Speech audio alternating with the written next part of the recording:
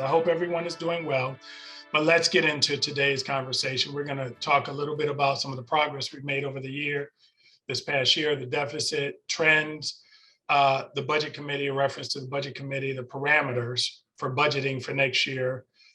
We're going to talk about projected expenses for FY 22-23, budget committee scope, the work of the budget committee, and then proposed Psr reduction targets, as well as budget next steps, and then overall what's next. And then open up to Q&A. What I have done is teed up some Q&A, some questions, and some answers to questions that have already been posed by the EC, the executive committee of our faculty. So let's launch into this conversation.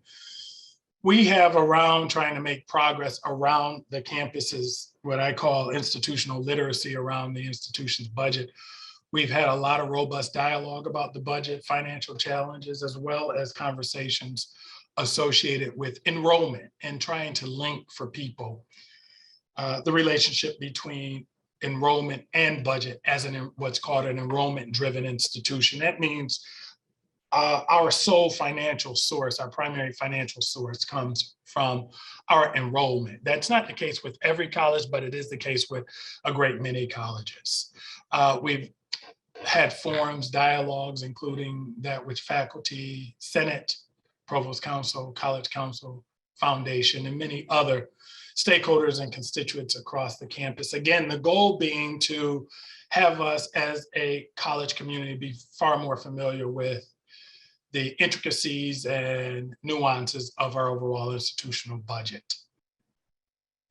In terms of initiatives over the past year, in order to increase our revenue, one of the things was evident for us very early on was that we need to address our revenue streams and making them as robust as possible. And interestingly, doing so given the constraints that result from COVID, most especially. So we focused on enrollment, targeted rentals, occupancy within residents, as well as the use of our athletic facilities. Those are some of the levers, of which we don't have a whole lot of levers as an institution. And we're trying to expand those levers that we can use to increase revenue, or what I like to call the financial tributaries into the college. But we focused on these four and trying in pursuit of maximizing, if you will, those revenue streams, while at the same time maintaining kind of strict spending constraints.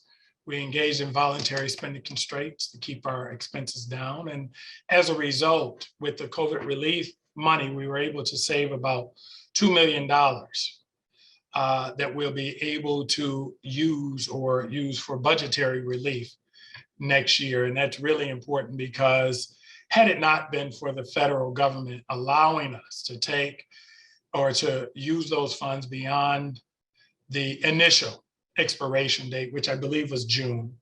I may be wrong. Somebody can rescue me at some point about that. We would not be able to use those COVID relief funds to address some of the budgetary shortfalls that we'll be experiencing next year. So we're really happy about our ability to hold $2 million that now we'll be able to use next year. In terms of the deficit, our deficit, there are a couple of areas associated with what makes up our deficit for next year. In simple terms, the college's revenue or cash flow is consistently lower than the expenses of the college. This I like to refer to as a structural deficit. This is the case across SUNY, so we're not unique in that regard. SUNY does not give back enough money to make up the full expenditures in a general academic year. The responsibility for doing that is the college's responsibility. The college is unable to raise its tuition, which is important. So if we think we can, in effort to reduce the traditional gap in that structural deficit, if we think we are able to raise the tuition, that is determined by the Board of Trustees, and that is universal. In the past, higher enrollment numbers and strong rentals help the college navigate deficits and, if you will, to reduce that gap between revenue and expenditures. In terms of enrollment, our expected fall enrollment is around 4,200, and that is down from 5,200 from 2019 at the start of COVID, going into COVID, where we had approximately 5,200 students. We are now 1,000 students fewer than we were just a few years ago. What that means is that the delta between that period and today is about $8 million. Roughly, each student represents about $8,000, and so you can do the math there. And so that really is the major source, a primary source of our shortfall, our being 1,000 students fewer than we were in 2019. And you'll see that even more clearly on the next slide. External factors is zero expected in 2022 to 2023 in COVID rescue funding. That is to say that above and beyond the 2 million that we were able to maintain and will be able to use next year, there will be no additional COVID rescue funding coming our way. That it also includes no rescue funds coming from SUNY as well. As of April, general and energy inflation reached 8.3% and 33.7% respectively. Those have to be baked into our budget, and you'll see the way in which that impacts us. And then general other loss of revenue.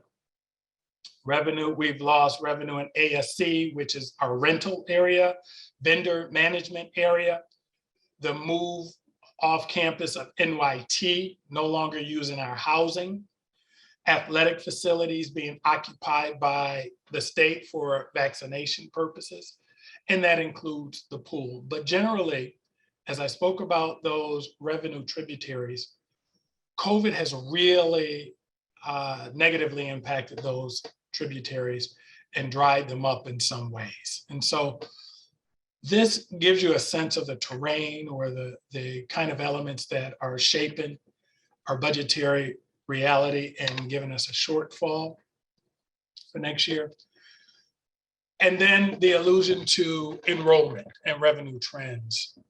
Again, deficits for us are not new. They're actually structural or baked into the way SUNY funds us. Historical trends show that our expenses have been larger than revenue, but additional factors have increased projected deficits in FY 22-23. You have here the kind of interplay between enrollment, revenue, and expenses from 2015 and until what we project for next year. And you can see, as would be the case, that expenses identified by the gray line steadily increases. And that's typical when you think about contractual increases, and that means raises, and inflation. There's a continued upward trajectory of the line. The exception being in 2020 and 2021. And as you know, that was when COVID hit. And as a result, expenses dramatically reduced. But immediately when we returned, you can see that if you could connect 2019 to 2021, you would see that the trajectory went right as scheduled. And that really is what we face. So you can see at the same time, our enrollment plummeted by 1,000 students. Again, between that 2019, the high water mark, to 2021. And so any ability to kind of minimize the impact that occurred by virtue of our returning to campus, that enrollment would play, we were unable to be able to use that kind of enrollment high watermark to reduce that gap. And that really is, I think it's clear here, it really underscores the source of the kind of growth or dramatic growth almost overnight of our gap in terms of revenue and expenses. And what you see here is correspondingly a reduction in our enrollment. You see the trend line for our revenues going down in association with the reduction in our enrollment. Let me just talk for a moment about the Budget Committee. The charge of the Budget Committee, in essence, is to advise the President, myself, and Cabinet on, given their engagement in data, evidence-based input, to give us a sense of what they would recommend or provide guidance for us in an ongoing way around the budget, to include how we craft or engage our budget for next year. And so the Budget Committee is our campus-based organization or committee, if you will, that seeks to given all of the information that they engage in, give us their best wisdom about how to proceed with the budget. They are in the final throes, if you will, of getting their recommendations together, and we are expecting that shortly they are going to provide the Cabinet as well as myself with their recommendations. But they did receive some parameters in part from me in terms of considerations or things to use as guide rails as they go in to deliberate and think about the recommendations that they ultimately make to the Cabinet. First, with regard to cash reserves, to use no more than 2.5 million from our cash reserves. That's lower than in past years, and that kind of guidance actually comes to us from Middle States, who was adamant and crystal clear about the fact that we were using significantly too much of our reserves in order to address that shortfall. Secondly, contractual obligations. Contractual obligations will increase, and we are obligated to meet those contractual obligations. Ottps funding, which is the funding that is used to operate the affairs of the college, which you will see is very small when you think about the size of our college. The Budget Committee was told that we are going to keep Ottps funding the same as it has been this year, and that we are also going to look to continue the hiring freeze that we have used over a number of years to kind of manage and maintain that, stabilize that gap between expenditures and revenue, that they are to expect to continue the hiring freeze, and that there will be no layoffs of employees whatsoever to reduce the PSR. The PSR, roughly stated, is the funds that are used to pay folks across the campus. So these are the guardrails that the Budget Committee was given by myself, as well as Business and Finance, as they kind of mull over the options and as they weigh and make determinations on how they or what they want to recommend to the Cabinet and the President in terms of addressing the shortfall. So in terms of what we foresee for 2022-23, we see the following budget kind of breakdown, and it includes the contractual increases, inflation, as well as current vacancies. As you can see, when you factor in TS, which is temporary support, that's the funds that we use, again, to pay people who work here temporarily, coupled with Psr, which are the funds that are used to pay regular employees. You see that 90% of our budget, a little over 90% of our budget, goes towards paying folks, right? OTPS, as I pointed out, which is relatively nominal, is only 3.6, then 4.5, and that reflects the increase, as we talked about, in utilities, and then recharges, 2.2%. So what you have on the far right is a view into expected expenses for next year, 22-23, PSR roughly 42 million, TS temporary services 2.5 million, OTPS 1.7 million, utilities 2.2, and recharges about 800,000. So you get a rough sense of what we're anticipating for next year in terms of expenses. And then in terms of what Budget Committee is being asked to think about, in addition to the range of items they have to consider, we also provide this for them in terms of giving them some sense of where reductions can come from.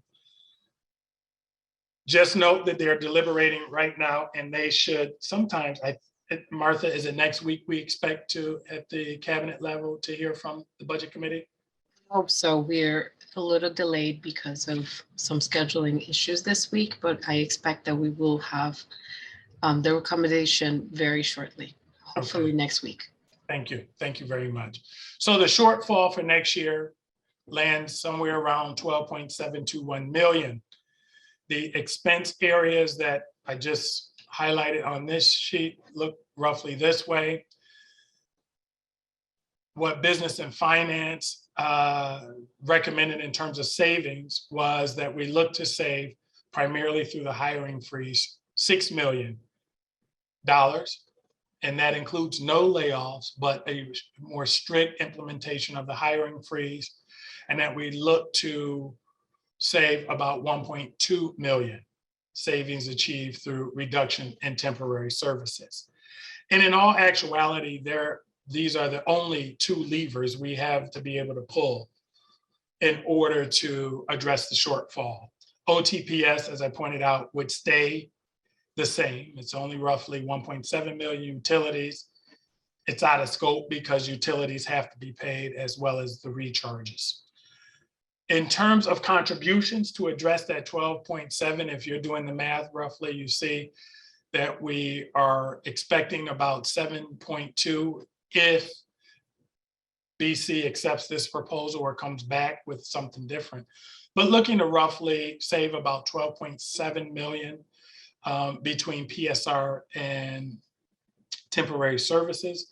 And to that have a contribution of the COVID funds that I spoke to, the TAP gap that we spoke about, as well as cash reserves for a total of about $5.4 million. And that roughly makes up the 12.721 shortfall that we anticipate for next year. Proposed PSR reduction targets. All divisions across the institution are impacted by these reduction targets. Current vacancies in all divisions are expected to contribute to savings. In the budget for FY 21-22, academic affairs represents about 63% of the PSR budget. 63% of all the expenditures, dollar expenditures of the PSR budget, academic affairs hosts, and then the rest are across the rest of the institution. And yet what we're looking for, as you can see here, in terms of the recommendation given to the Budget Committee, is while academic affairs represents about 63% of the PSR budget, we're trying to push that down such that they do not shoulder more than 55% of the responsibility due to reductions from vacancies. Correspondingly, business, IT, and facilities, you see, will represent about 29%, and then the rest of the institution would represent about 16%. You can see on the left column the current FTE count, and that just roughly explains why academic affairs represent so much of the PSR. They are primary enterprise. And so we have to have a strong hosting of academicians in order to do what is fundamental, the fundamental activities of our college. In terms of budget next steps, we've passed a consultative period during the spring. The Budget Committee met to discuss the budget, and now they're working toward fashioning their recommendations that they will present to the President and the Cabinet. Then the president, CFO, and cabinet will deliberate throughout the month of June as BNF gets the budget submission prepared for SUNY and will submit the budget at the end of June with an expected approval from SUNY to come back between June and August. And keep in mind, the budget must be balanced when you send it up to SUNY. And so you can't give an imbalanced budget to SUNY. So we got to make sure that it adds up. In terms of what's next, again, the budget recommendation to the cabinet, hiring freeze, if they approve, will, we're forced to have a hiring freeze. We don't have a choice. We'll continue for all divisions with special consideration for risk, revenue generation, going forward in terms of how we manage to make sure that we keep the trains running on time across the campus. We make sure the core academic mission is achieved. And then finally, with savings, potential savings in temporary services. And so that's what we are looking, or that's what we're expecting to come forward. Let me just finally go into some Q&A questions. Again, I want to thank Jenny D'Ambrose for sharing these questions initially, because they really run across a lot of concerns that we had heard as we talked about the budget. First question is, how much will be used from reserves? We talked about that, approximately 2.5 million. And keep in mind, we will also add to that the 2 million that we were able to save from COVID. How much will the hiring freeze save? Roughly about $6 million we expect in PSR savings. How will critical vacancies be filled? And we spoke about that. We will prioritize our critical needs, risk mitigation, compliance, enrollment impact, and revenue creation as we think about these vacancies and those which get filled, and the ones we say, let's just hold off to the end of the year or even into the next budget cycle. What is a budget shortfall and how did it occur? Approximately 12.721 million, about 8 million more than the structural deficit. Structural deficit usually hovers anywhere from 4 to 5 million. If you look back here, that's what you see here in this here, but it ballooned during the COVID period, and that represents about another 8 million on top of what we usually face. With the expiration of COVID relief funds that funded the gap from 1,000 fewer students, again, roughly 8 million during the COVID period, we are now left to deal with that gap.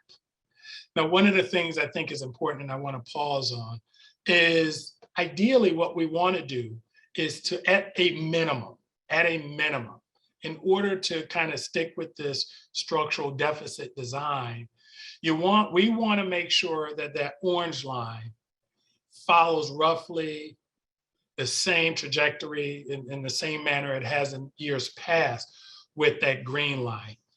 Unfortunately, because of the loss of the 1,000 students, it's been thrown way out of whack. And we have to make the adjustments to get it back in whack. And that's really what we're shooting for here. What is the impact of budget modifications in all areas of the college? And this, again, expecting BC recommendations, the hiring freeze in every division, 55% academic, 45% others in terms of PSR, okay?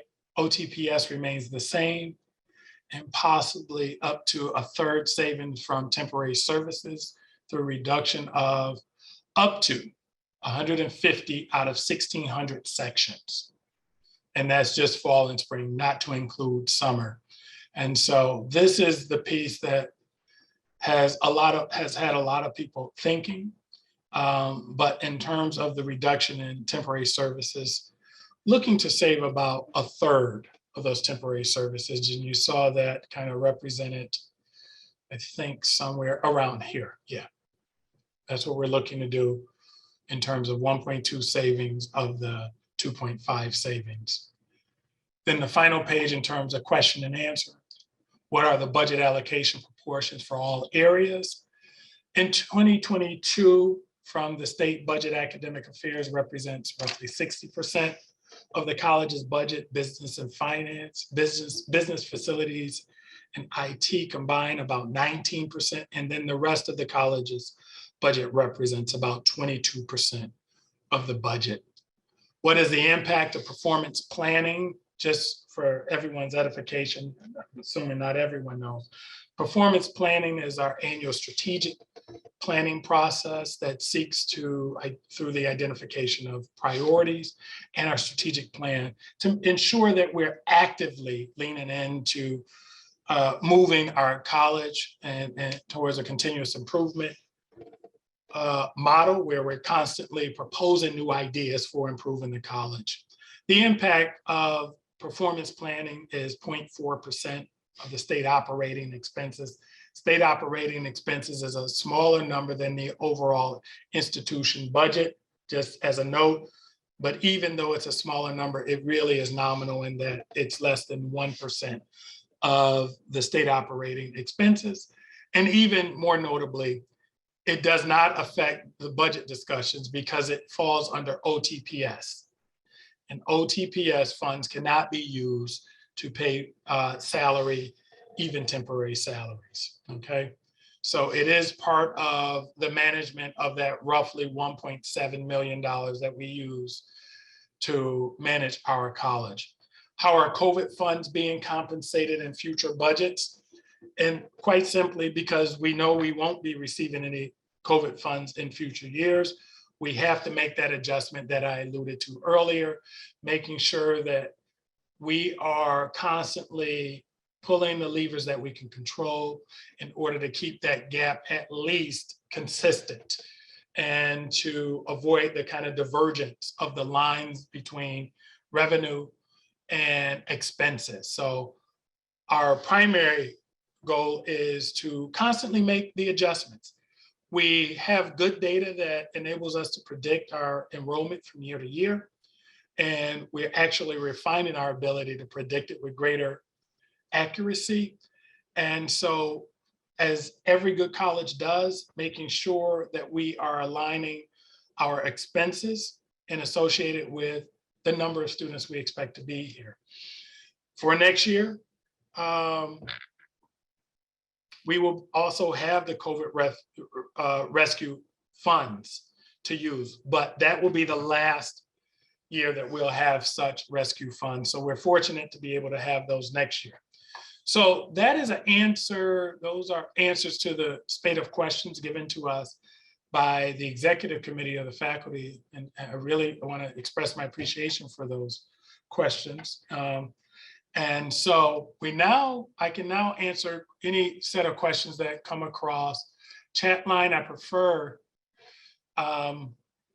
people get on the screen and ask their questions. It's kind of hard. I'm not a manager of chat line, so I would prefer, Lorenz, are you able to get on and answer your question? Let me just note that Martha has clarified something for me, and that's May 2022.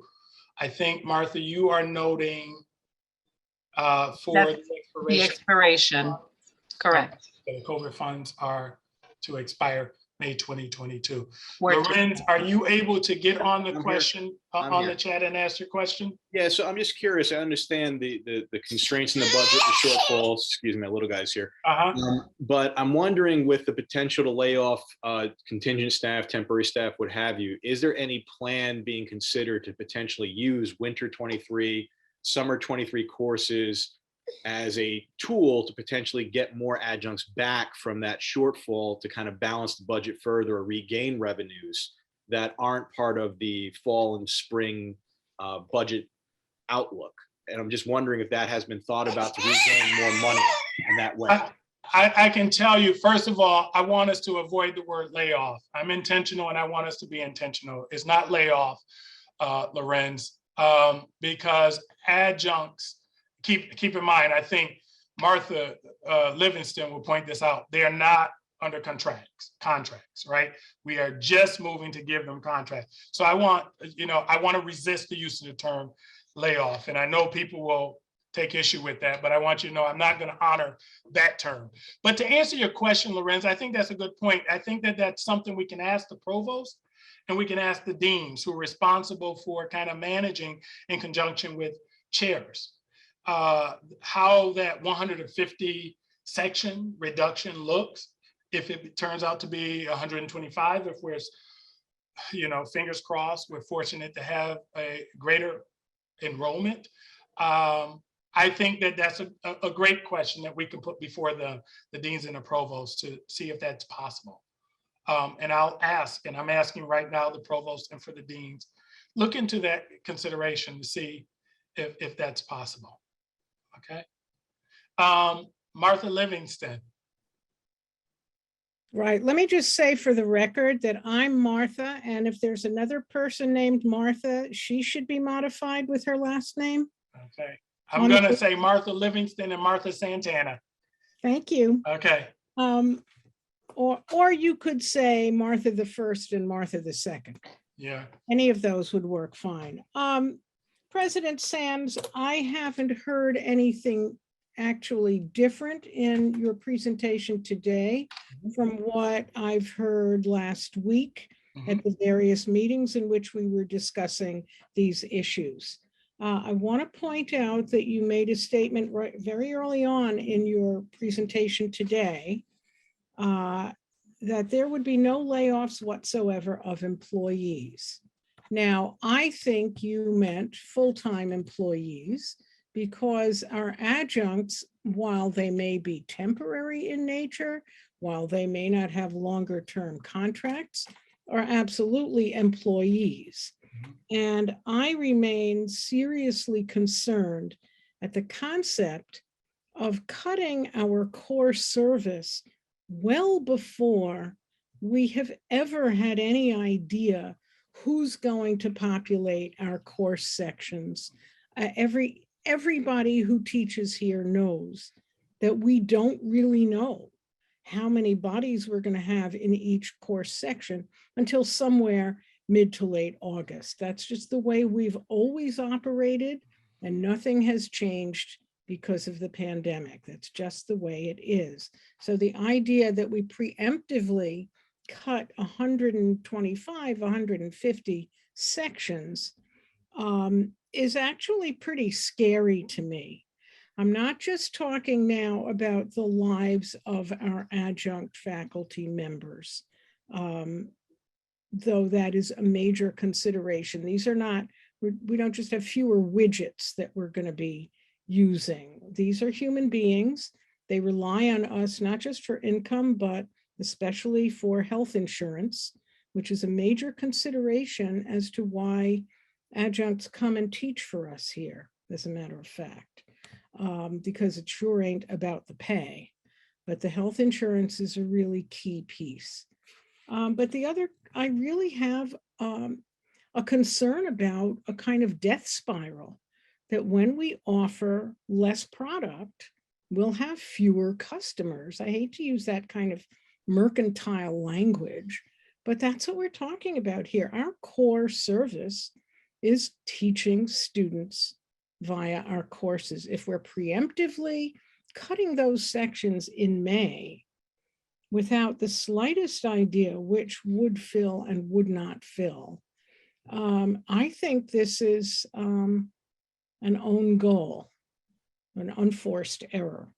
And I'm very concerned about it, and I know I'm not alone in that regard. Thanks. Thank you for that, Martha Livingston. Let me just say, you shared that before, and I fully understand that. The reasons nothing's changed since last week's conversation is because nothing's changed since last week's conversation. And that is just a cold hard fact. We don't see any budgetary, any difference due to a massive spike of enrollment. What I will share with you is that it is good practice, good administrative practice, to keep data that identifies trends, right? And the reason you do that is so you could, with some degree of assuredness, make predictions, right? certainly as the deans and the chairs will, as they go in to make a determination about how we identify whatever the number becomes up to 150 sections we will have to address. They will do so through the use of those trends, relying on the data from prior years, in addition to the real-time course registration, right? I will say a couple of things. I've talked to the provost and I asked the provost, we talked a little bit about this since our meeting, and he punctuated the fact that a good number of people would prefer to see us hold off a little longer than that, which he had initially and then changed the period at which we make a determination how many sections or which sections would be cut. We had a conversation and we agreed we could push it off a little further. But as I've asked him, that he and the deans come up with a date that they identify as the last possible moment where they could make the changes while respecting, and I'm going to share this, right? Two things. The first is, if I am an adjunct, honestly, and I've been an adjunct, right? If I'm an adjunct, I want to know sooner than later. I don't want to come up in August and find out that you're cutting me, right?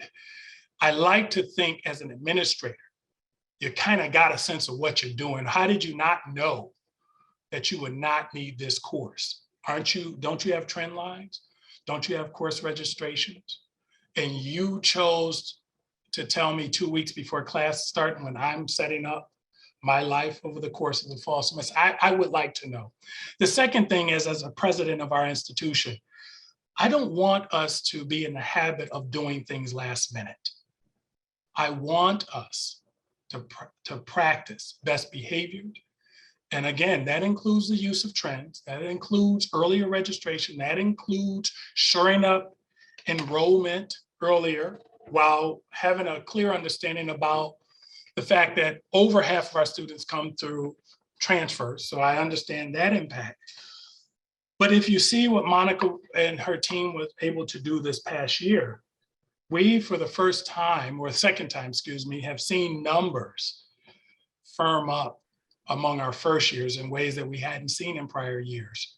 That's a best practice, right? I would like us to continue that so we can better manage the institution and not always feel precarious, right? And waiting to see which way the wind blows. I believe good administration is, with some degree of predictability, making a determination about the way the wind blows.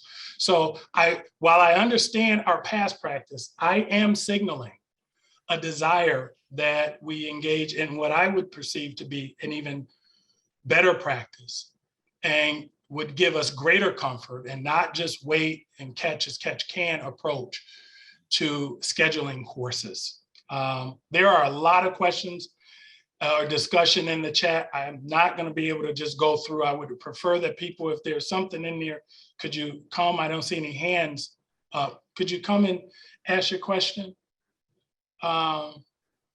It'd be so much easier.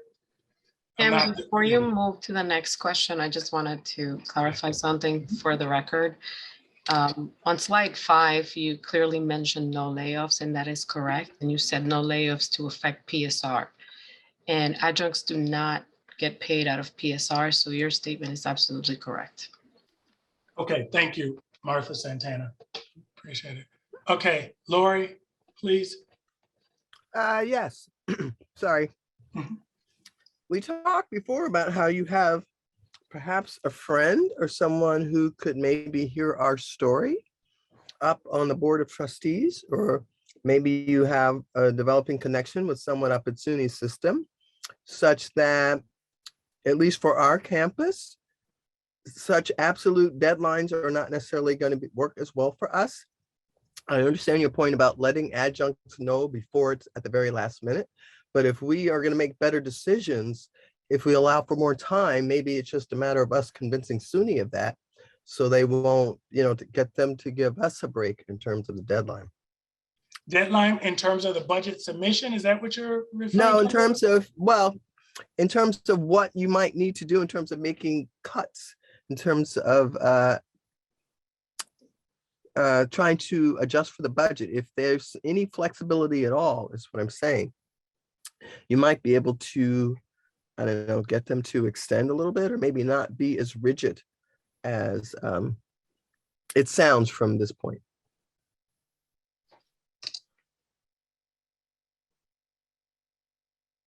I'm trying to make the connection between determining, if we go down the road, determining the number of course sections with SUNY, because that's what I think I'm hearing, but I don't know the connection. I'm so sorry. Well, I was just sort of piggybacking on Martha's point that if we could, and I'll let some others speak to it, but if we did not have to make such decisions sooner, but if we had a little bit more time, we could make better decisions, including not necessarily cutting sections that undergird who we are, that either destroy, eat into who we are as an identity, or as part of our mission, or even as part of our vast curriculum that we're trying to present, which is one of our strengths.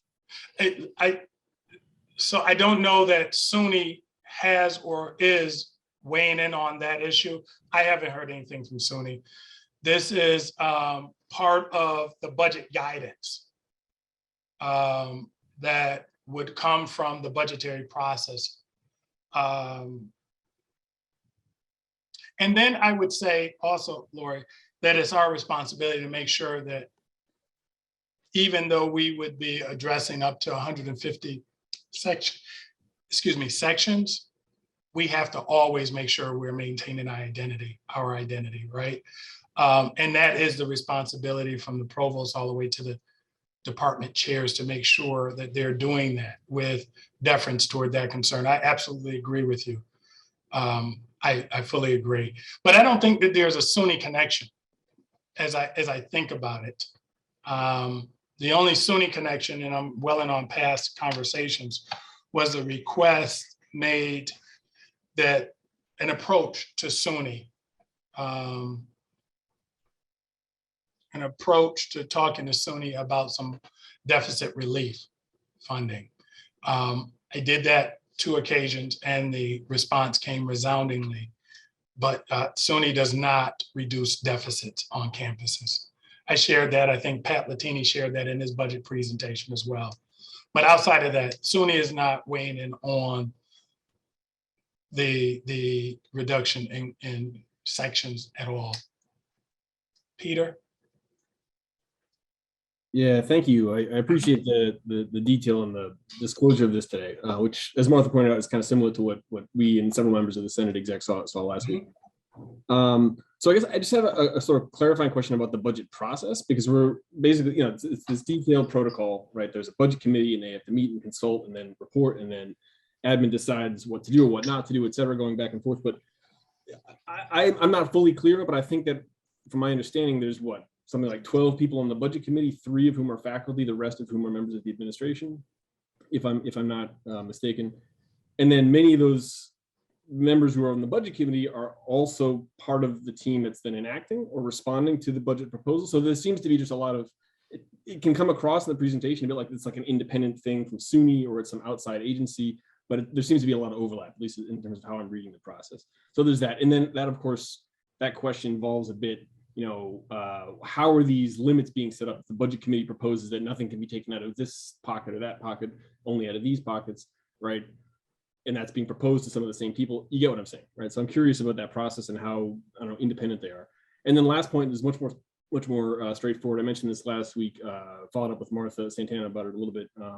And that's just a question about the tap gap closure. So I know the campus was working from the assumption that it would be a $930,000 boost from the closure of that gap. But I've seen some other stuff, which I've shared with you guys from UUP statewide, that seems to indicate it's significantly higher, like $1.5 million. So just curious where that's at, in addition to the budget process outline, if possible.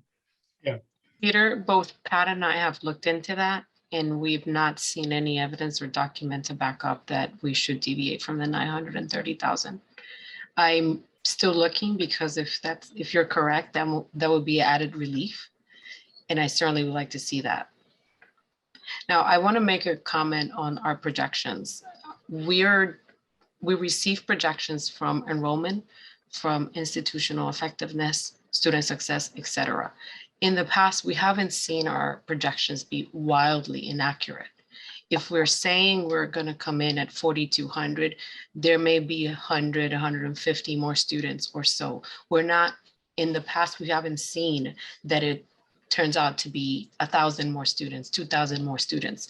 So the idea that we will have to have capacity for an inordinate increase away from our projections it's not part of our history. Martha, Martha, can you comment on the makeup of the committee?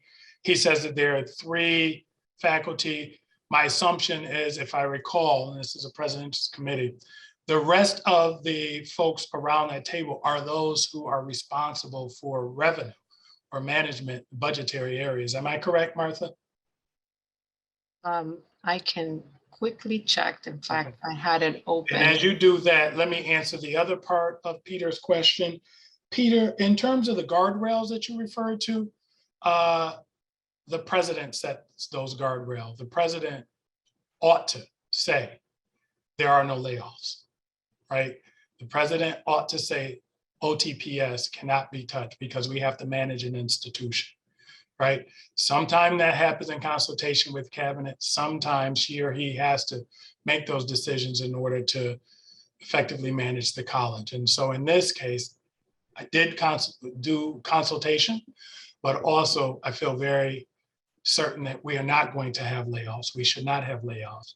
And that with only $1.7 million to manage an enterprise that's $50 million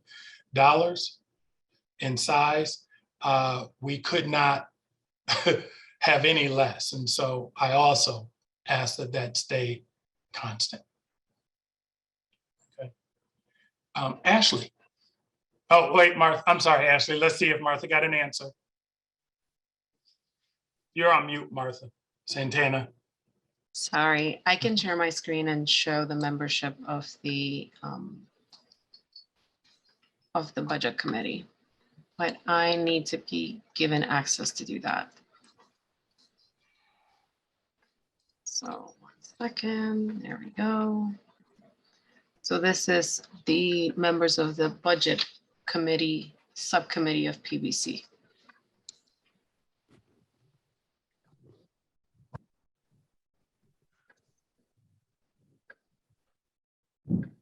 It looks like more than 3 faculty members.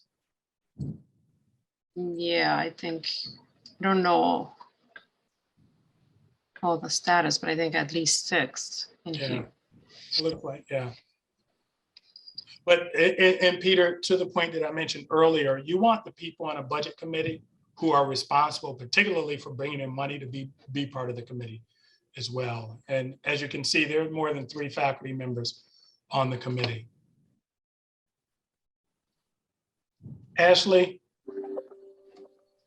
Hi, I just wanted to speak about concerns about the plan to cancel so many sections this early that it will have a negative impact on our enrollment figures, creating kind of a negative cycle.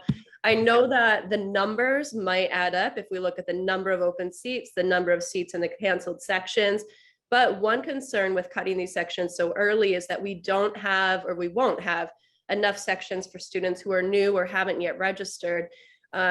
Speaking from, just anecdotal experience, many of our students often cannot take courses at any time, right? They're commuting, they have other obligations, they work. So while there might be open seats in a course, those students might not be able to take that course because of other obligations. In addition, and actually I think this is something John had said as well, when courses, John Kleinman, when courses have been cut in the past, a lot of my students report that they were never notified about that. And so they don't enroll in courses until it's too late, or there's nothing that they can take that will actually contribute to their degree, or there are no other courses for them to take. So that is a concern. A question that stems from this is, what will we do if we cut these courses and then all of a sudden we have students who don't have courses they can take? We'll have a demand that we can't meet. One of my suggestions, I suppose, is to develop a plan to cut these courses in a phased way instead of at once, so that we can shift faculty if needed. We can speak to our adjunct faculty, especially those who have been at the college for such a long time, about the possibility of these cuts so that they can make a plan and prepare for the possibility of losing courses, which is some of their income, but also health insurance, which is really important to consider for them. Ashley, outline the phases. And I'm asking for the benefit of the provost and the deans and the chairs. Outline the phases that you recommend. You said sort of a phase plan, just give a broad, yeah. So I mean, I don't know, right? So my idea then would be look now, see which courses have no students or very low students, and whether those students tend to fill with transfers or new freshmen before considering to cut those. Or any other considerations, right? I think that should be something we look at. I think looking at history of the course, is it new? Has it been offered? Does it contribute to degree? Those are considerations. Which courses in the evening are we offering? Can they be transitioned to remote or online and fill? And I know that one of the comments I've heard before about doing that is that it takes seats away from other courses, or just transitions one student from one course to another, but I don't think we have looked at that data close enough to know that that's true. So I mean, I would do that first and then make a plan that if we haven't met this budget shortfall, we can start to look at other courses that have fewer students in them, and maybe condensing multiple sections. But again, we risk losing students when we do that, who cannot take courses at another time of the day. Thank you for that. I took notes. I hope so too did the deans and provost, so we can get them to kind of capture that, and some of the chairs as well. That makes sense to me, Ashley. And again, just underscoring that I've already talked to the provost and said, listen, I don't mind our pushing back as long as we don't lose our ability to effectively manage the budget in correspondence with enrollment. And so he understands that, and I believe that the deans as well. John? Yes. Am I muted? No, we can hear you. Good. Okay. So this is similar to concerns that Ashley brought up. So I'm an academic advisor. I've been an academic advisor for a little over 15 years. It took me a while to fully appreciate how much days and times of classes and scheduling is a concern for our students. It really took a few years working here to grasp that. Almost all of our students are working, many of them working full time. Students will not take classes that don't meet at times that they need. The student expectation when they see an advisor is a student will tell me when they're available, and they expect me to find classes for them that get them closer to their degree, that meet at the times at which they're available. If students are getting dropped from classes and have to reassemble their schedules, and sometimes once you take out one class, it's like taking a dish from the bottom of the pile, the whole thing collapses. I think that this could affect students' time to degree. I think it's going to have a negative impact on student morale. But I think that it's difficult for anyone who hasn't been doing advising for a long time to really fully appreciate how difficult it is to get our students a schedule that works for them and that does get them closer to graduating. And my concern is that if core sections are cut, it's going to cause a lot of stress for our students. It's also potentially going to cause a lot of students who were at least advised into doing classes that are productive to end up choosing courses that are not productive just because they happen to be at the right days and times. So that's my spiel. Thanks a lot. That's very, very valuable. I almost want to say that the dean should consult with you. Okay. I got that note, and I'll try to talk to Duncan and the crew about how they factor that in there into their considerations. Thank you, John. That was highly valuable. Samira, one of our newest award recipients. Thank you. Hi. So I'm sorry, I think I don't want to derail the conversation from the really important section conversation, but I wanted to ask for follow-up on the hiring freeze, particularly for departments who may be facing a large number of retirements or other loss of permanent lines. How can we ensure that we're offering enough of our core curriculum for completion and making sure that we're not jeopardizing curriculum and departments within this hiring freeze? Yeah, that goes into where I expressed that we have a list of considerations for in this context, replacements. When a person leaves, it's not just a shutdown of that line and a holdover to the following year. Depending on that impact, some impacts we got to sprint and fill immediately, but the basis upon which are going to be compliance, are going to be risk, going to be revenue, going to be, in this case, risk is associated with the risk, again, associated with not offering that course, that person taught. Those courses have to be taught. And so those are the no-brainers. Those are the no-brainers in there. And every single one goes through that kind of gauntlet. Yeah, absolutely. And fairly quickly, I might add. So we're trying not to have a long lag and deal with these quite quickly. So you're absolutely right. Does that answer your question, Samantha? I think so. Can you just clarify, that goes chair, dean, provost, like or is there another body looking at those? Like, my understanding is dean, provost, CFO, Tim, as in president. Yes. Does that answer it? Yes, Yeah. Okay. Chairs also. Who did you say? Chairs, right? Chairs. Yeah, chairs. Yeah. Ryan. Hello, everyone. Thank you all for coming, and thank you, Dr. Sams, for having this and allowing voices to be heard and for your transparency. Forgive me for changing tack for a moment, but I'm an engineer. That's sort of what I do. And I don't want to say I took issue with one of the slides in your presentation, but I would just like to, as an engineer, voice potential answers, solutions where previously there were none. Okay. The slide that you indicated stated that we have these energy bills and energy costs, and you also stated that the cost of energy is increasing at a tremendous rate, and that the inflation factor on energy costs and utility costs are astronomical. Yes.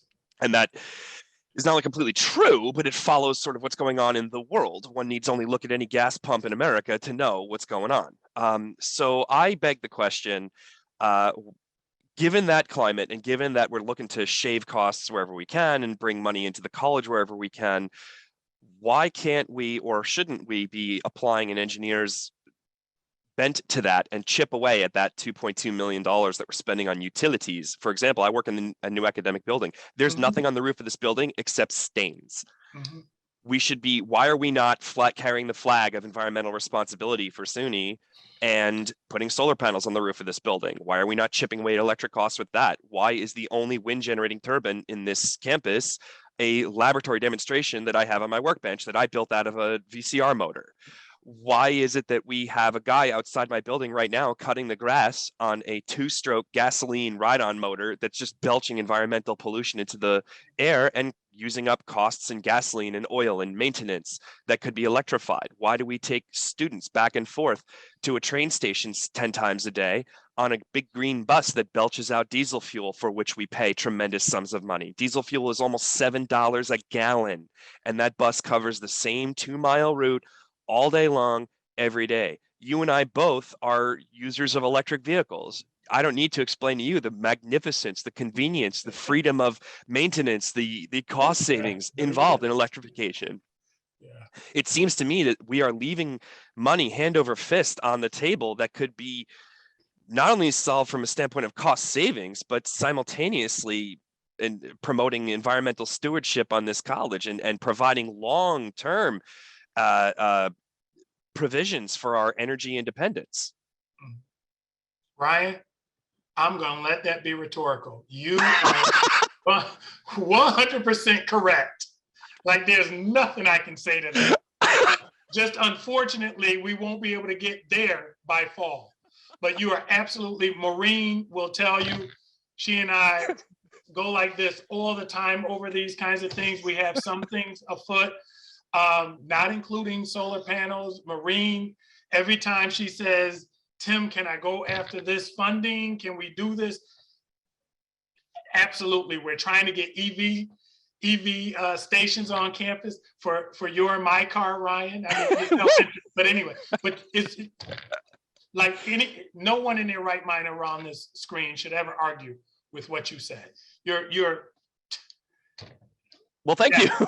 We're trying. It's just that it won't be here by next fall, unfortunately. But we are trying, and in fact, fingers crossed, we hope to have an EV station this fall. You know, we're trying. You're absolutely correct. I agree with you. Right on. Well, Yes, thanks for listening. I appreciate it. That was an easy one, right? Yeah. And it is nice, I will say, not to snub anyone, it is nice driving past gas stations when they're saying $5. I shouldn't have said that. I'm sorry. Kyle, please bring us back to some. Sure. Yeah. Thank you, Dr. Sams, for holding this town hall and for letting us all in on your decision-making process and what's going on. This transparency is definitely appreciated and definitely different from what we've had in the past.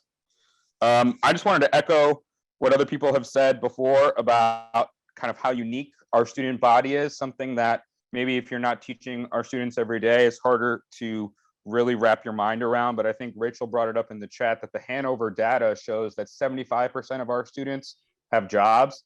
And in my anecdotal experience, you know, maybe 90 to 100% of students in my classes are working close to full time. And so these kinds of students, this kind of student body that also has, you know, caregiving responsibilities, they need the flexibility of sections all throughout the day that we've been talking about, and eliminating sections uniquely hurts the kind of students that we serve, right? The kind of students that work, that have these kind of caregiving responsibilities. And you've already heard all this, but I just wanted to add in kind of another piece of information here, which is that it's our contingent employees, it's our part-time instructors who do most of the teaching in the evenings and in the mornings. Mm-hmm. So it's the students that we serve, these students who work and who have responsibilities, they need this option of evenings or early morning classes. And if we start eliminating temporary employees, we're going to be exactly as Martha's saying, Martha Livingston, you know, shooting ourselves in the foot, right? We're taking away the sections that the people who we uniquely are able to serve need, right? And then the last thing I just wanted to say really quickly is I thought Ashley's idea of the phased implementation is a really good idea. And if I can just, you know, throw out some ideas about how these phases could work potentially, if we could start now letting the adjuncts know the budgetary situation, that is kind of phase one, right? And then phase two could be a time closer to mid to late August, which I can say anecdotally, that's when my classes fill up. And I also think that that's when we have a much clearer idea of what enrollments are going to look like in the fall. Again, with this unique student body in mind, the kind of students that we serve, they don't necessarily know what's going on in September in their lives right now. So come mid to late August, that is when I think phase two can happen. We have a more clear idea of what these enrollments look like. Now we can start to think more clearly about what to get rid of. And then I think kind of a third phase or an intermediate phase two could be something like, let's put stuff online, right? Because so far, since COVID has hit, once you transition online, these classes fill up, right? So if you were to give adjuncts the opportunity to take their classes remote, instead of offering them hybrid or in person around the beginning of the semester, late August, early September, and see whether that impacts their enrollments, I think that could be kind of a phase 2.5 or a phase 3. So that's just my, 2 cents in terms of how I would organize it. But I want to thank Ashley for suggesting that idea of the phases, because I think it's great. Okay, I captured all of that. I'm going to share that with the deans and the provost. I'm sure they captured it too. Let me just say a couple of things. You said mid-August, am I correct? Yeah, like mid to Okay. late August, Okay, 15th so to the of course, 25th. Kyle, I'm gonna push down the other direction a little bit for that. Because again, I am concerned about the stringing along of adjuncts, right? We have this thing we're trying to tackle, which is paying them late, right? So I'll see what they say. I'm gonna give this to the provost, but and to, you just switched, provost and to the deans. I'll see what they say and recommend. The other thing is, I want you to know, I want to be very clear, I'm not for the proliferation of online in the way that you just did. I want you also to know that SUNY limits our proliferation of online. Am I correct, Duncan? Yeah, they typically do. We do currently have some flexibility for this, but Kyle, what I would say to this is, in some general guidance that I've offered to chairs, one of the points that I've made here is that we should make tactical use of it. Since we do have some flexibility, we should make tactical use of it. And what we have suggested here is that it not exceed 1/3 of any department's course offerings. But we sort of gave a target that a 70-30 split might be a good place to target or land with respect to departments. And with respect to a concern that was expressed earlier, which I think also connects with something that John and perhaps Samara mentioned, where we think we might early make such change earlier rather than later, that this should be done working with students who are already enrolled, so that we either get them are meeting a need that they can accept in terms of that change in modality, or working with them for potential alternatives, right? Thank you, Duncan. Ashley, can you get in the queue to explain what you wrote in the chat? Jenny, can you go next, Jenny? Please. I'm sorry, did you want Ashley to speak up? Oh, no. She just spoke to, okay, yes, if that's okay with you, Jenny. Sure. Okay, Ashley, what were you saying? Sure. I don't think I'm actually saying anything novel though. Just to put that out there. I was just saying, I think that, it makes sense that some of our classes do fill in August. I imagine that we cannot wait that long with cancellations, that it would have to be a phased approach where we cut some that are not likely to make, and then maybe have plans of which ones would be next in case. Because if we are cutting adjuncts, if we are shifting sections, it is possible that somebody like myself, for example, might have several courses scheduled and one of them gets cut, and I may need to be shifted into another section that was previously taught by an adjunct. Making those shifts so late it will make it very difficult to prepare the course in a thoughtful manner. Okay.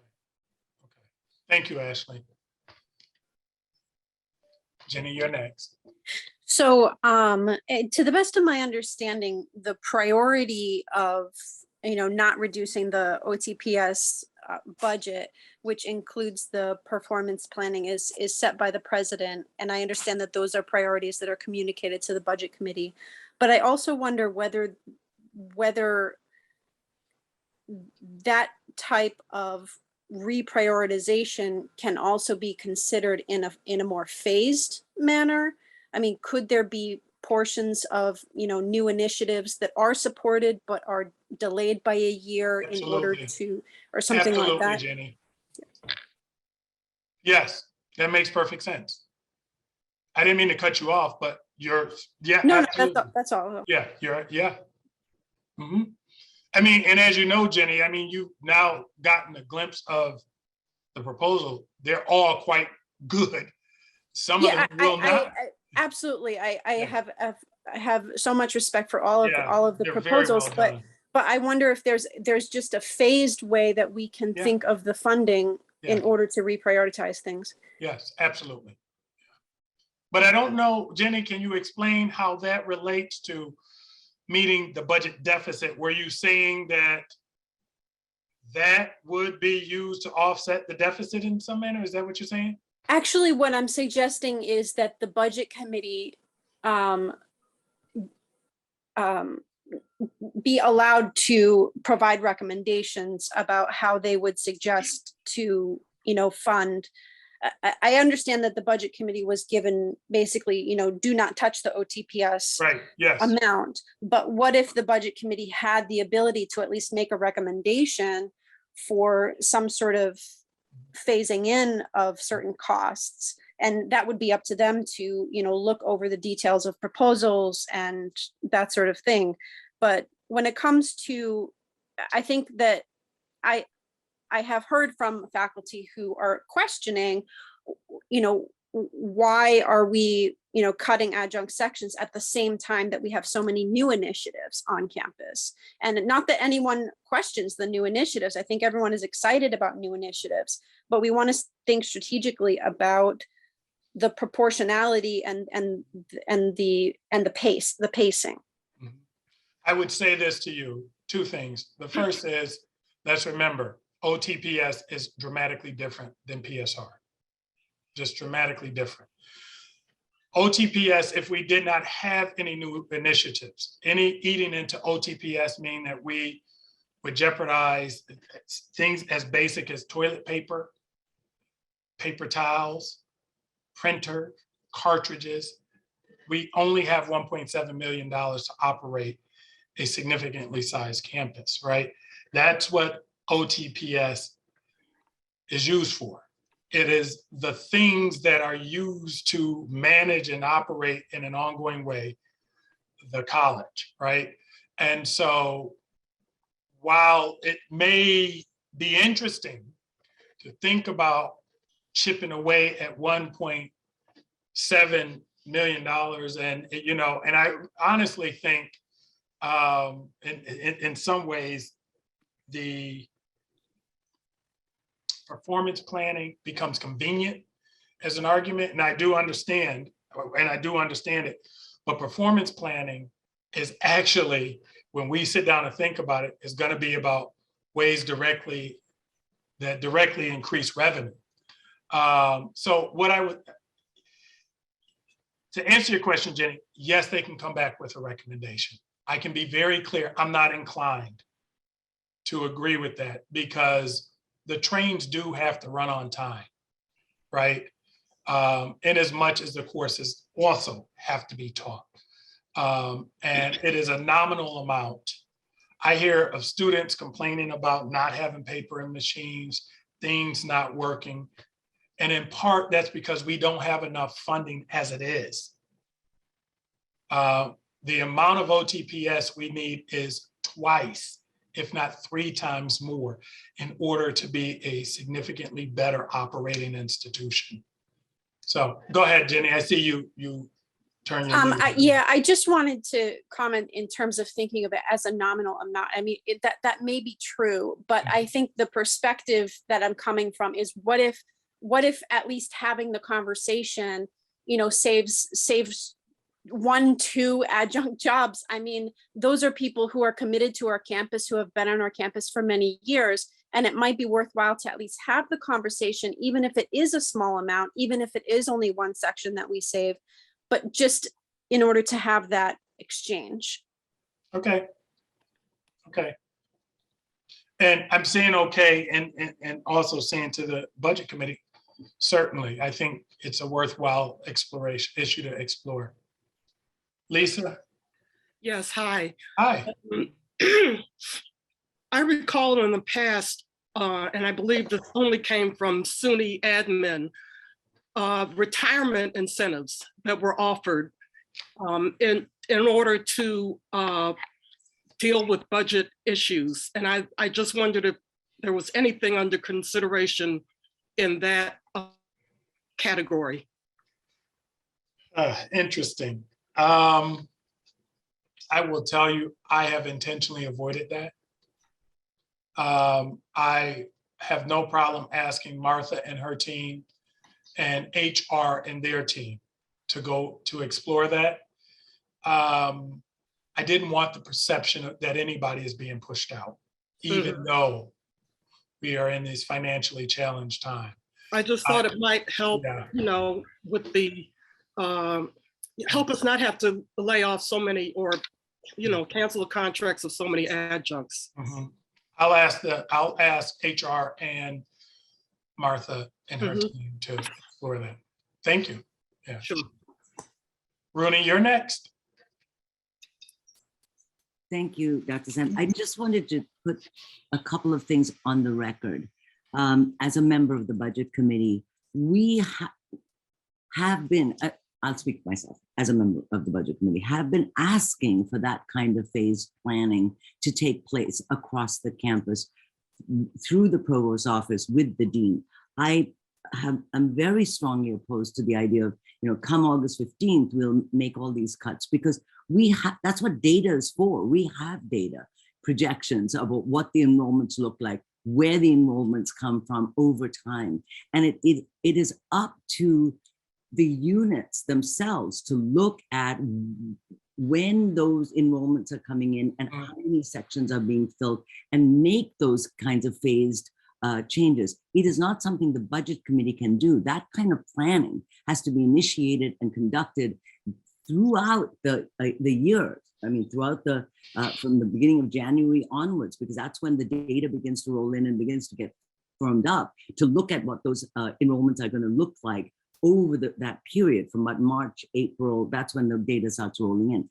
It behooves us to make those kinds of plans that say, you know, these courses at these times are necessary for our morning students, our evening students. These are courses that are necessary for fulfilling the major, etc. That kind of planned, phased way of looking at what sections to cut and doing it early enough so that people, including faculty, can know that if they need to be, if that section gets cut and it needs to be covered because it's part of the major, that we can change our time schedules as well, that the students can set up their jobs and their hours and their pickups for their children, all of the things that every human who's working and engaged in this educational endeavor needs that time to plan. Waiting until August 15th, I've always thought was the worst way to do it. That's one.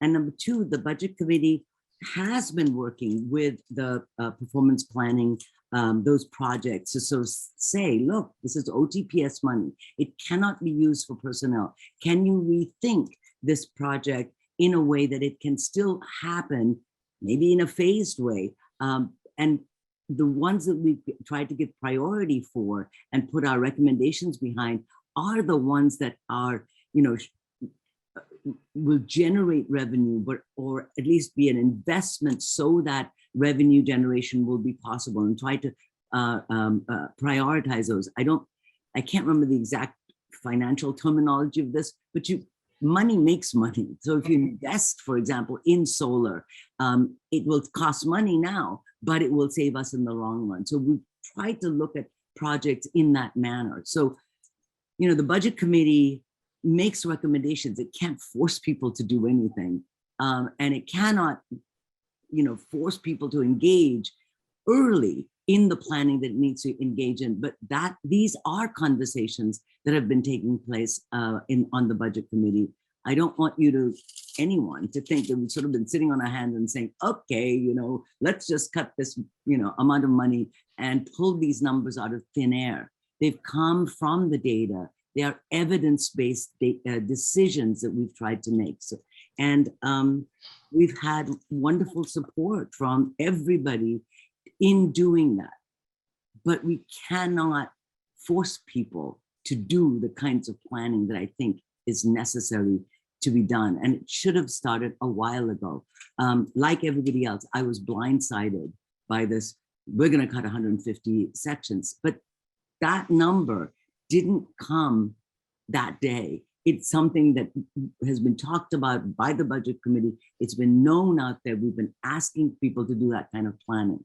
So just wanted to put that on the record and make sure that people hear that it's not a static project, static endeavor. It's a dynamic one. It's been dynamic in that sense, that there's ongoing consultation, ongoing response, ongoing data that we've asked for in working with this. So that's. Thank you. Thank you so much for that, Rooney. Let me just underscore as we move to Mike, you know, the big message here is kind of the answer to the question, what is COVID's financial impact to our college? Here we are, right? We know that every institution is having to face the financial impact to that institution as a result of COVID. Here we are having that conversation. And here is our attempt to make the adjustment. But no one could have predicted this prior to COVID. None of the modeling would have predicted this. The goal was to keep that space, roughly that 4 to 5 million annual structural deficit. But then COVID had a different plan, and we cannot escape it. The financial support or the funding support we got from the feds helped us to make it through a couple of years, but it's not in perpetuity. We have to make the adjustment, and that's what we're trying to do here. But thanks again, Rooney. Thanks so very much. Yeah, Mike. Mine is just kind of an additional point based off of Lisa Witten's suggestion. If institutionally you were to come up with some kind of incentive, that's great. I've not seen or heard anything on a system level about that. Yeah. And the thing I would add is if you do see it, it usually comes with other caveats about not being able to fill that position for a year or Right. 2 Yeah, years. that's right. And depending on who you lose through that process, that might not be something you can deal with. So that's just for the newer folks around there. That's one to be a little careful. Do you recall, Mike, there ever being such a thing? Yeah. Lisa? Yeah, I mean, twice I think it's come up at least in my tenure. Neither time did the campus participate because it couldn't necessarily afford the potential loss of talent without being able to backfill. That was one of the reasons that we didn't really go for it. So. Okay, thank you. Geraldine? Hello. Hey there. Good.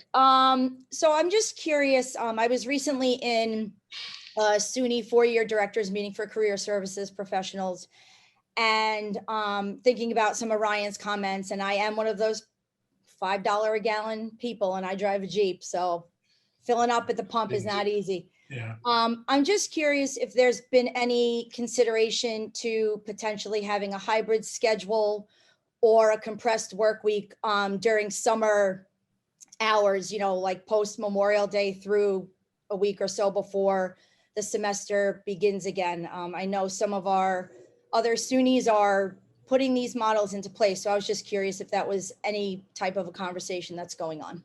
So the answer is no. And at my last president's meeting with other presidents, they said no. So I'd be interested. Do you mind sending me an email highlighting which schools are doing it?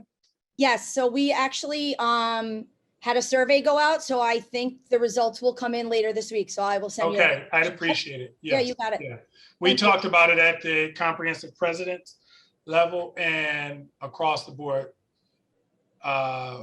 We heard no, not going in that direction. Okay, thank you. Yeah. And keep in mind, to do that, we'd have to get permission from SUNY. Yeah, we work for the governor. Yes. Thanks, Geraldine. Okay. Penny? Just to piggyback on Mike's comment about the caveats, when SUNY Systems Administration had incentives for people for retirement, one of the caveats was that each campus had to pay financially part of the caveats. So financially, it really wouldn't help us at this point. In other words, buy them out, you're saying pay them out? Is that what you're saying? Okay. That came out of the school's coffer. That didn't come from SUNY anywhere. Yeah, exactly. Each Okay. campus had to financially help pay out the benefits of early retirement. Thanks, Penny, for that.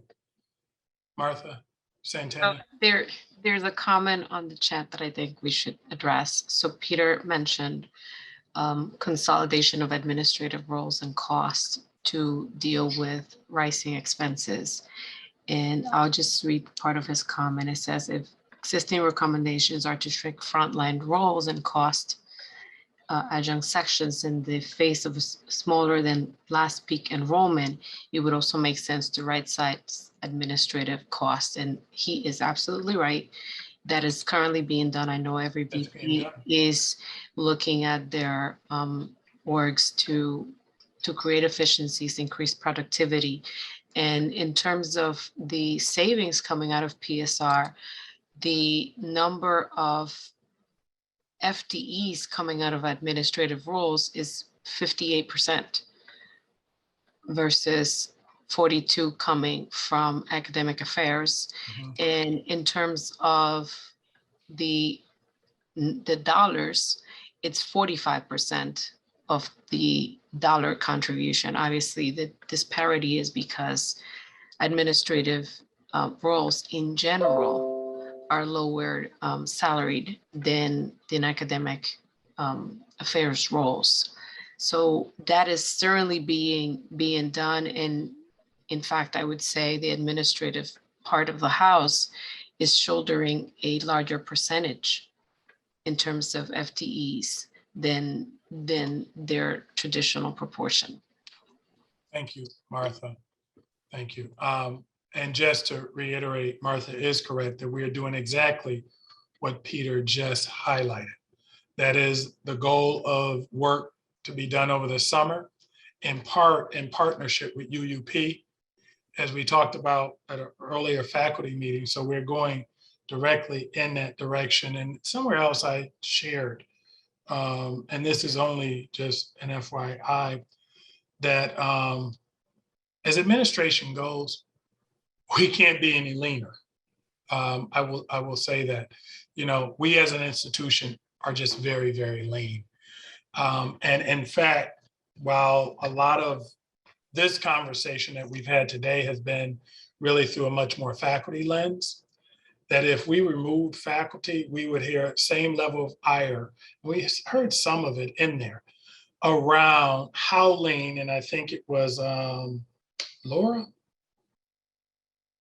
I think it was Laura that was somewhere earlier, talked about concern about CSEA, not being able to backfill positions. We have the same issue, across the administrative area. And Danielle is right.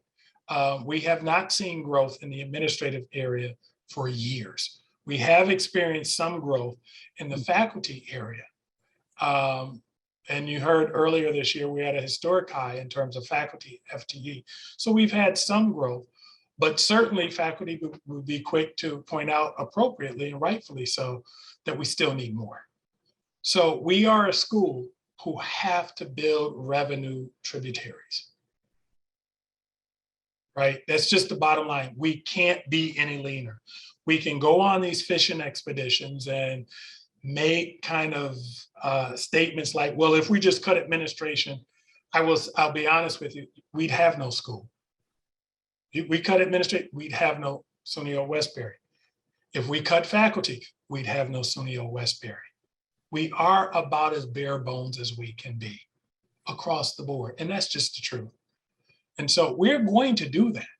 But I assure you that it's not going to lead to the outcome, Peter, that I think you think it might, right?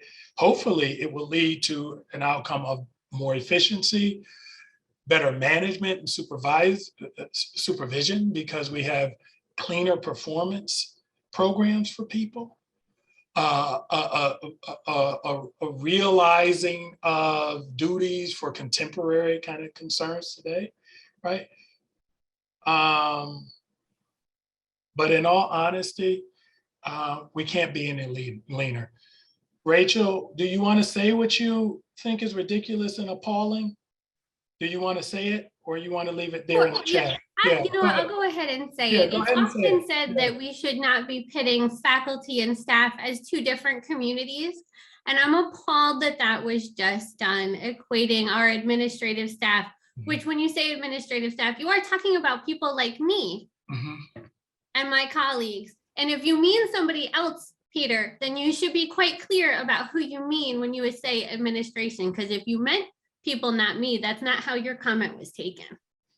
I apologize for that misunderstanding. I do not mean administrative staff. I do not mean anybody who is a UUP member, by no means whatsoever. I'm talking about executive level decision makers. And I would just say, Rachel, just to be fair, if adjuncts are losing their positions, right, even if they're just not being renewed for a contract next year, they're losing something. They're losing a job, even if it's a part-time job. Many of them are losing healthcare. That's a real loss. So someone's being, that seems to be what's being put on the table. So just to be fair, that's already what's happening. And hopefully I clarified the meaning of my term. You're Rachel for saying that. If you're suggesting then that people who are not UUP are the ones to lose their jobs, somehow they're losing their health care is of less importance. I don't think that that's what you wanted to say, but that's what how it came across. Okay, we're not going to do a Marxist battle today, all right? Someone in sociology host a lecture for us to talk about a lumpen proletariat and the ownership class and all that. We can do that somewhere else. We're going to manage this school as smartly, as humanely as possible. We're going to talk through these things. I hope you are getting a signal. I've lost tolerance for battles in the chat. I will call folks out. Don't hide behind statements in the chat and have kind of secondary and tertiary conversations. Let's talk about these things as a community. We are at the stage, and I have a 2:30, and I know that it's time to go. I really want to express my immense appreciation for everybody in this conversation. And I do want to say, think about what we've talked about and imagine how difficult the BC's job is. Because as Rooney is aptly, and thank you, Rooney, for pointing that out, they've been chewing on this, and it's difficult. It's difficult. We're facing the question around what is the impact of COVID. Every institution, every organization has had an impact unless they have pivoted and figured out how to benefit from COVID. But this is a conversation going around. SUNY, I can tell you other presidents see this as the same level of nightmare and level of concern that we are having, okay? We're going to keep talking about it. We're going to keep being transparent about it. We're going to be thoughtful about it. We're going to take all of these things in consideration. The committee is going to look at what Ashley recommended because we got a good amount of energy around that. We're going to do our level best. And we're going to take care of one another. We're not going to have a dog eat dog. Thank you, Rachel, for giving us the language. Dog eat dog environment. We're smart people. We're a caring community. We're committed to social justice, even during these hard times. And I don't want you to think the BC is not taking everything that's been shared under consideration, but we do have hard decisions to make, and we're going to have to make those decisions. So I see no more hands, and I'm going to express my immense appreciation for everybody for sticking through the process and being part of this conversation. Thanks again. Everyone have a wonderful day and be careful out there.